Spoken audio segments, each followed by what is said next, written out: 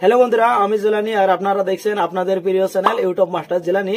বন্ধুরা, আপনি যদি পাসপোর্ট অ্যাপ্লাই করে থাকেন, পাসপোর্ট অ্যাপ্লাই করার পরে কিন্তু পাসপোর্ট যেটা অফিস আছে অফিসে যা কিন্তু ভেরিফিকেশন করা লাগে। ধরে নেন আপনি ভেরিফিকেশন করবে গেছেন, কোনো একটা কারণত আপনার ভেরিফিকেশনটা সাকসেস হয় নাই, পরে কিন্তু আর একটা ডেট নিয়ে ভেরিফিকেশন করবে যাওয়া লাগবো।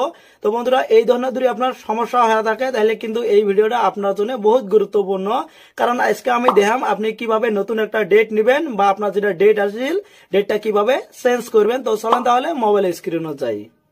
ক্রোম ব্রাউজার ওপেন করার পরে সার্চ বটমের মধ্যে আমি সার্চ করব পাসপোর্ট সেবা।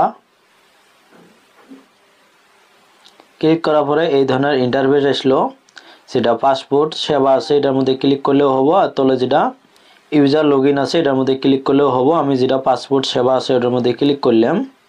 এখানে একটা অপশন আছে ইউজার লগইন, এটার মধ্যে আমি ক্লিক করলাম। ক্লিক করার পরে লগইন আইডি, আমার লগইন আইডিটা আমি টাইপ করবেছি। আপনার যেটা লগইন আইডি হয় আপনার কিন্তু টাইপ করা লিখবো।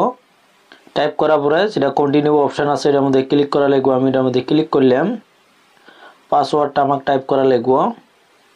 এটি একটা ক্যাপচা আছে, ক্যাপচাটা টাইপ করা লিখবো। টাইপ করার পরে যেটা লগইন অপশন আছে এটার মধ্যে ক্লিক করবেন। সাইডেতে একটা অপশন আছে সার্ভিস, তার তলে একটা অপশন আছে ভিউ সেভ, এটার মধ্যে আপনি ক্লিক করবেন।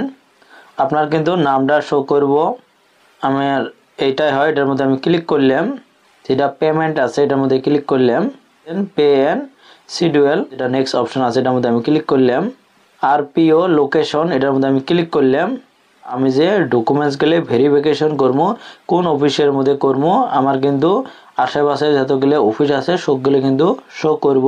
যেটা ধুবড়ি আছে ধুবড়ির মধ্যে ক্লিক করলাম।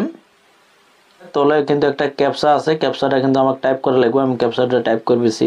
টাইপ করার পরে যেটা নেক্সট অপশন আছে এটার মধ্যে ক্লিক করলাম। যেটা ডেট আছে অ্যাভেলেবেল ডেট কিন্তু 9 তারিখে আছে, এর আগে নাইকে কিন্তু একটা ক্যালেন্ডার আছে, ক্যালেন্ডারের মধ্যে আমি ক্লিক করলাম।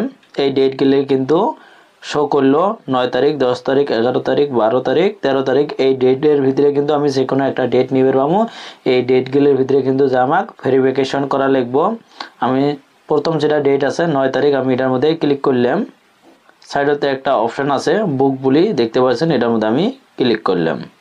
এলা যেটা আমার ডেট, আমার যে ভেরিফিকেশন করব, আমার ভেরিফিকেশনটা কিন্তু 9 তারিখে করব, কিন্তু কয়টার টাইমের মধ্যে করব তো দেখতে পাচ্ছেন এটা কিন্তু দেখাইছে 14টা টু 14টা 15, মানে 2টে টু 2টের 15 ভিতরে কিন্তু আমার যেটা ভেরিফিকেশনটা কিন্তু করব। ডেটটা শো করছে।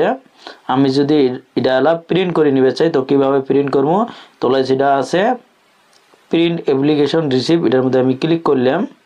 এই ধরনের একটা ইন্টারফেস আসলো, আর আমার মোবাইলত কিন্তু একটা নোটিফিকেশনও আসছে।